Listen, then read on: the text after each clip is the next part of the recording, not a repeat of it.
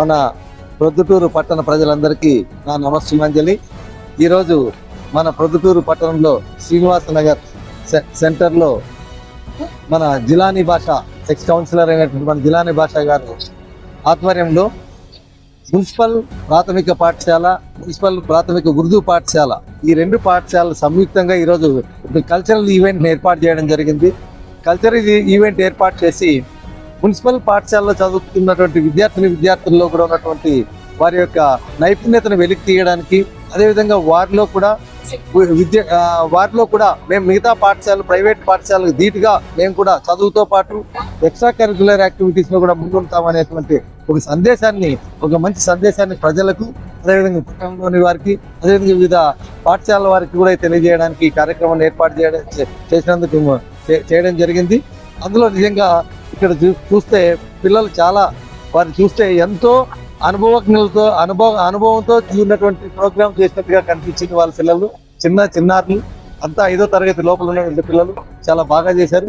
ఇలాంటి కార్యక్రమాన్ని ఏర్పాటు చేయడం వల్ల పిల్లల్లో వారికి ఒక మంచి స్ఫూర్తి రావడమే కాకుండా, అదేవిధంగా మన పిల్లలకి మన డబ్బులు ప్రైవేట్ పాఠశాలలో కట్టలేకపోవడం మూలంగా ప్రభుత్వ పాఠశాలలో చదివిస్తున్నాము, మన పిల్లలకి ఏమి ఉన్న ఆట పాటలు వెలికి తీసేదానికి ప్లాట్ఫారం లేకపోయింది అని పేరెంట్స్ కూడా అనుకోకుండా, వారికి కూడా ఆ వెలితి లేకోకుండా మనకు ప్లాట్ఫారం మీద ఆ పిల్లల్లో ఉన్న నైపుణ్యతను బయట తీసేయడానికి మన జిలానీ భాష గారు ఎంతో కష్టపడి సార్ ద్వితీయ వార్షికోత్సవం చేస్తున్నారు. అదేవిధంగా వీరికి సహకరించినటువంటి స్పాన్సర్స్, తర్వాత ఈ పాఠశాల ఉపాధ్యాయులందరికీ కూడా నా నమస్సుమాంజలి తెలియజేసుకుంటున్నాను. ఇలాంటి కార్యక్రమాల వల్ల విద్యార్థులకు మంచి స్ఫూర్తిదాయకంగా ఉండి మంచి నాణ్యమైన విద్యతో పాటు వాళ్ళ ఉన్న ఎక్స్ట్రా కరిక్యులర్ యాక్టివిటీస్ కూడా బయటికి రావడం జరుగుతుంది. దీనిలోంచి మట్టిలోంచి మాణిక్యాలు తీయడం అంటే దీన్నే అంటాం. మనం ఎక్కడైతే సమాజంలో కూడా నెగ్లెక్ట్ చేయబడినటువంటి పురపాలక పాఠశాలలో కూడా మంచి విద్యార్థులు ఉన్నారని సమాజానికి కూడా మనం అందించిన వారం అవుతాం. దీన్ని స్ఫూర్తిగా తీసుకొని మరిన్ని పాఠశాలలో కూడా కార్యక్రమాన్ని చేపట్టవలసిందిగా వాటిని కూడా నేను ఆ పాఠశాల టీచర్స్ కూడా మరొకసారి మీ ద్వారా కోరుకుంటూ ఈ అవకాశాన్ని కల్పించి నన్ను ఇక్కడికి ముఖ్య అతిథిగా ఆహ్వానించినటువంటి జిలానీ భాష ఈ వార్డు ప్రజలందరికీ కూడా మరొకసారి నమస్సుమాంజలి తెలియజేస్తాను. పాఠశాల హెడ్ మాస్టర్లకు, ఈ కార్యక్రమానికి విచ్చేసినటువంటి ఇంకా ఈ పాఠశాలల మరియు తల్లిదండ్రులందరికీ నా నమస్కారాలు. మరి ఎంతో ఒక మంచి ప్రోగ్రాం ఇది, రెండోసారి నేను రావడం. నిజంగా ఈ విషయంలో అయితే జిలానీ భాష గారిని చాలా అభినందించాల్సినటువంటి అవసరం ఉంది. నిజంగా ఎక్కడన్నా ఫ్లెక్సీ చూస్తే ప్రభుత్వ పాఠశాలల వార్షికోత్సవం అనే మాట ఎంతో గర్వంగా అనిపించింది నాకు. నిజంగా చాలా సంతోషం అనిపించింది. మరి ప్రభుత్వ పాఠశాలల వార్షికోత్సవం ఎక్కడ ఏ పాఠశాలలో కూడా మొత్తం ప్రొద్దుటూరు మండలంలో 107 పాఠశాలలు ఉన్నాయి.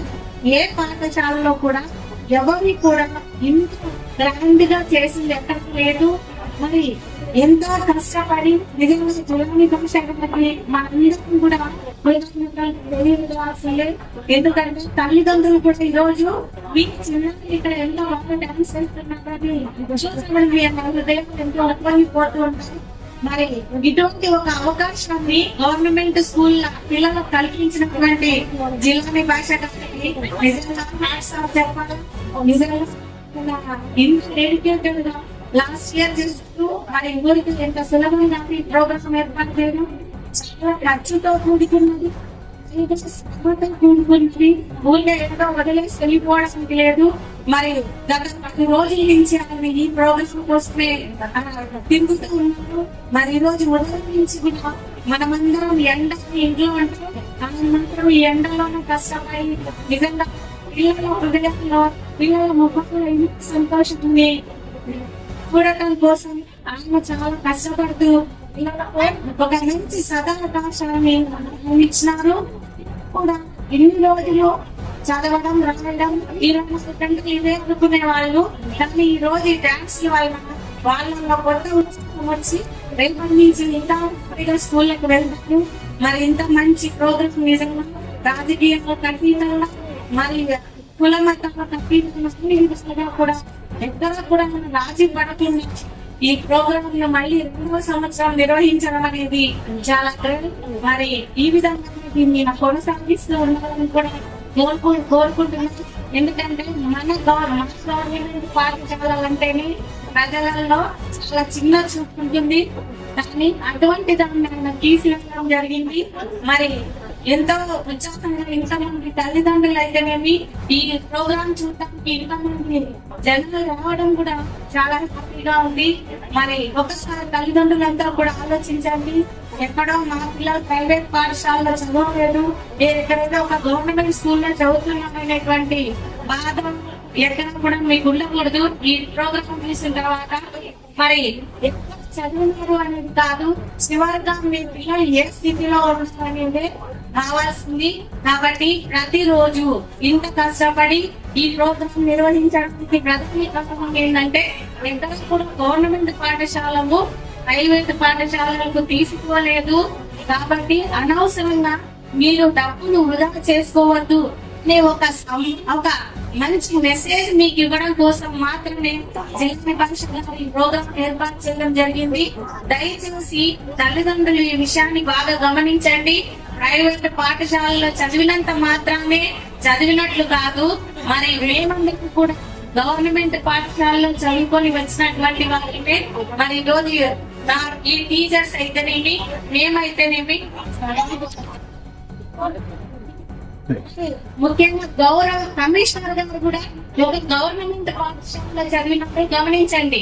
ఒక గవర్నమెంట్ పాఠశాల ఈ రోజు మరి ఇంత పెద్ద మున్సిపాలిటీ కమిషనర్ గా వచ్చినామంటే మనం ఎవరైనా కూడా గవర్నమెంట్ పాఠశాలను అంత సులభంగా తక్కువగా తీసివేయడం లేదు.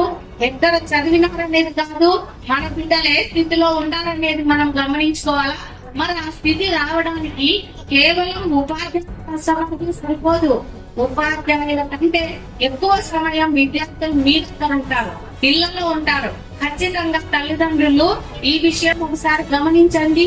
మరి ముఖ్యంగా ఒక విద్యార్థి సక్సెస్ అవ్వాలంటే తల్లిదండ్రులు ఖచ్చితంగా ప్రతిరోజు ఆ విద్యార్థిని స్కూల్ కు పంపించాలి. ఒక ఉదాహరణ చెప్తాను చూడండి. ఇప్పుడు ఒక మొక్కను తెచ్చుకొని ఇంట్లో పెట్టుకొని రోజు నీళ్లు పోయకుండా వారానికి ఒకసారి నీళ్లు పోస్తే మొక్క ఎదుగుతుందా? ఎదగదు, పైగా అది ఎండిపోతుంది. అదే విధంగా మీరు కూడా మీ బిడ్డను ప్రతిరోజు పాఠశాలకు పంపించాలి.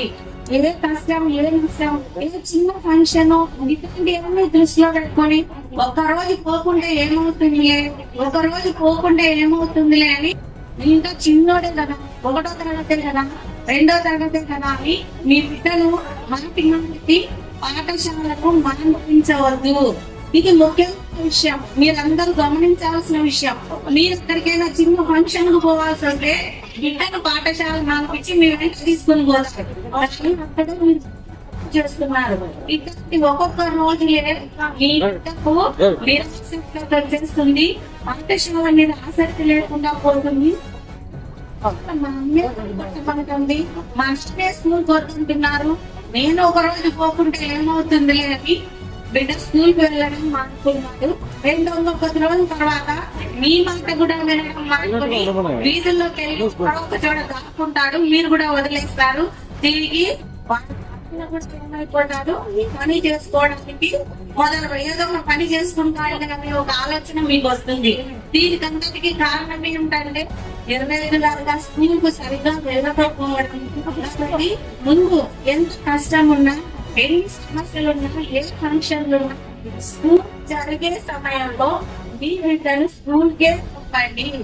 ఏ ఫంక్షన్లు ఇవన్నీ కూడా రేపు వాడు పెద్ద ఇవన్నీ ఎప్పటికీ ఉండేవి, వాటికి ఏ విధంగా కూడా సహాయం చేయవు. హాలిడేస్ లో మాత్రమే ఊర్లో తీసుకోండి. మీకు ఎప్పుడు ఊరికి వెళ్ళాలనిపిస్తే అప్పుడు మీ బిడ్డ వెంటబడి తీసుకొని పోతే స్కూల్ ఏమైపోతుంది. ఇప్పుడు ఆ కాపు ఎక్కేటప్పుడు ఒక మిద్ది మీదకి వెళ్ళాలంటే ఒక్కొక్క ఈజీ 2-3 ఉంటుంది, ఈజీగా ఎక్కుతామా? అంతే స్కూల్ కూడా ప్రతిరోజు స్కూల్ పంపితే చదవడం ఈజీ.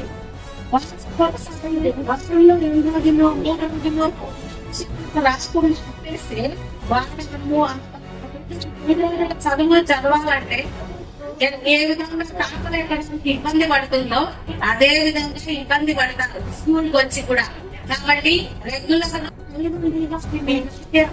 మీ పిల్లల భవిష్యత్తు బాగుంటుంటే ఖచ్చితంగా ప్రతిరోజు మీ పిల్లల్ని స్కూల్ కు పంపించండి. తర్వాత మీరు కూడా కనీసం ఒక్కొక్కసారి వెళ్ళండి, పిల్లలు ఏం చదువుతున్నారు, ఏం చెప్తారు అనేది గమనించండి. ప్రతిరోజు ఇంటికి వస్తాను, మీరు సీనియర్స్ చూస్తూ ఆ పిల్లల్ని నిర్లక్ష్యం చేయొద్దు. దయచేసి పిల్లలు ఇంటికి వస్తాను, వాళ్ళ మీద కొంచెం కేర్ తీసుకోండి. ఏం చదివినారు ఈరోజు స్కూల్లో, నువ్వేం చదివినావు, నీకేం హోంవర్క్ ఇచ్చినారు అనేది ఒకసారి గమనించండి. ఆ విధంగా చూసినప్పుడు ఆ పిల్లలు ఉంటుంది, ఆసక్తిగా ఉంటుంది. అదే మా అమ్మ చూస్తుంది, మా నాన్న చూస్తానని ఒక భయం కూడా ఉంటుంది. దాని వల్ల వాళ్ళు చదువుకోవడానికి ముందుకు వస్తారు, ఇంకా కొంచెం ఇంట్రెస్ట్ గా చదువుకుంటారు. కాబట్టి తల్లిదండ్రులుగా మీ బాధ్యత చాలా ఉంది. బిడ్డలు పొద్దున 9 పోతే సాయంత్రం 4 వస్తుంది, చాలా చదివి వచ్చేస్తుంది. ఇంకా ఇంటికి వచ్చి నాకేం చదువుతానులే, నాతో పాటు కూర్చొని టీవీ చూడు అని మాత్రం ఎప్పుడు ఆ విధంగా చెయ్యద్దు. ఖచ్చితంగా ఇంటికి వచ్చిన తర్వాత ఏదైనా మనకు తినబెట్టిన తర్వాత ఖచ్చితంగా హోంవర్క్ చేసుకోవడంతో చదువుకోవడంతో కూర్చోబెట్టాలి. ఇటువంటి తల్లిదండ్రులుగా వారికి మీరు ఇచ్చే సపోర్ట్ ఇది ఇచ్చినప్పుడు ఖచ్చితంగా వాళ్ళు వాళ్ళ యొక్క పొజిషన్ అనేది తప్పకుండా మారుతుంది. మనం కోరుకున్న స్టేజ్ లో వాళ్ళు ఉంటారు. ఊరికే చదవాలని ఉద్యోగం రావాలంటే అంత సులభం కాదు. అది ప్రైవేట్ స్కూల్ అయినా గవర్నమెంట్ స్కూల్ అయినా ముందు మీరు డిసిప్లిన్ గా, ముందు ఒక సిన్సియర్ గా పిల్లలను స్కూల్ కు ఖచ్చితంగా పంపించాలి. అప్పుడు మాత్రమే ఆ బిడ్డలు ఏదైనా విజయం సాధిస్తారు.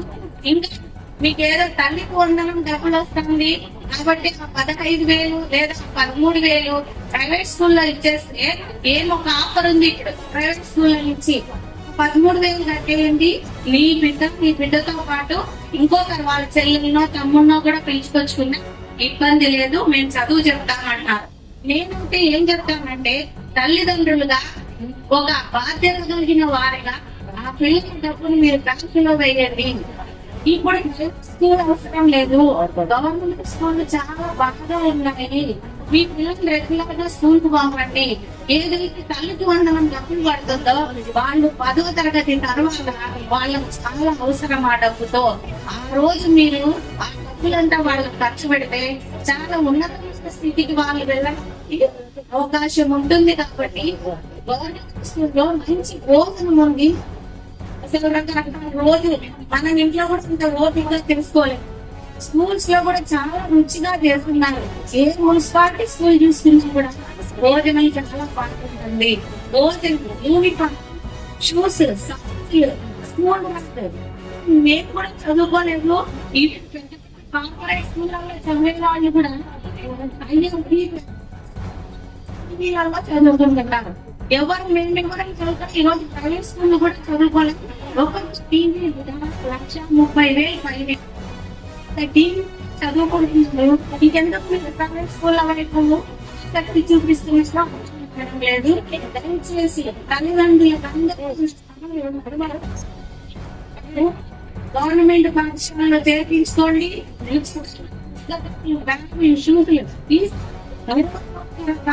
ఇవ్వబోతున్నారు పిల్లలందరికీ. ఎందుకు మీరు ధనాన్ని వృధా చేసుకుంటారు? ఏం లేదు, అసలు ఏ తేడా లేదు. మీ పిల్లలు స్కూల్ వైపు మొగ్గు చూపిస్తుంది. అటువంటి వాళ్ళందరూ కూడా ఈ సంవత్సరం గవర్నమెంట్ పాఠశాలలో మీ పిల్లలను చేర్చి చూడండి. మీరు కూడా స్కూల్ వైపు వెళ్ళండి. ప్రోగ్రెస్ కార్డ్, ఒక్కొక్క ప్రోగ్రెస్ కార్డ్ ఎట్లా ఉందంటే నిజంగా ఏ పెద్ద స్కూల్లో కూడా మీరు 2 లక్షల సంవత్సరానికి ప్రోగ్రెస్ కార్డ్ ఇవ్వరు. అంత మంచి ప్రోగ్రెస్ కార్డ్ గవర్నమెంట్ స్కూళ్లలో ఏర్పాటు చేశారు. మీ బిడ్డలు పరీక్షలు మీరు అనుకుంటున్న వాళ్ళు అంత ఈజీ కాదు. స్కూల్ కు వెళ్ళి ఒకసారి చూడండి వాళ్ళు ఎటువంటి పరీక్షలు రాస్తున్నారు. కాబట్టి మీరందరూ మీ పిల్లలను గవర్నమెంట్ స్కూళ్ళకు పంపించండి. ధనాన్ని వృధా చేసుకోవద్దు. వాళ్ళ భవిష్యత్తు కోసం ధనాన్ని ఖర్చు పెట్టి మీ బిడ్డల భవిష్యత్తులో ఉన్నతమైన స్థానానికి వెళ్లే వాళ్ళగా మీరు సపోర్ట్ చేయండి. మీ సపోర్ట్ వల్ల మీ బిడ్డలు రేపు మంచి పొజిషన్ లో పోయి మీకు మీరు కూడా నా కొడుకు నా కూతురు ఈ స్థితిలో ఉందని గర్వంగా చెప్పుకునే స్థానానికి వాళ్ళు వెళ్ళాలంటే తప్పకుండా మీరు ముందు ఒక డిసిప్లిన్ గా పిల్లలను ఇళ్ళల్లో చదివించడం కానీ స్కూళ్ళకు పంపించడం కానీ చేయాలి అని నేను మనవి చేసుకుంటూ ఈ అవకాశం ఇచ్చినటువంటి అందరికీ థ్యాంక్ యూ సో మచ్.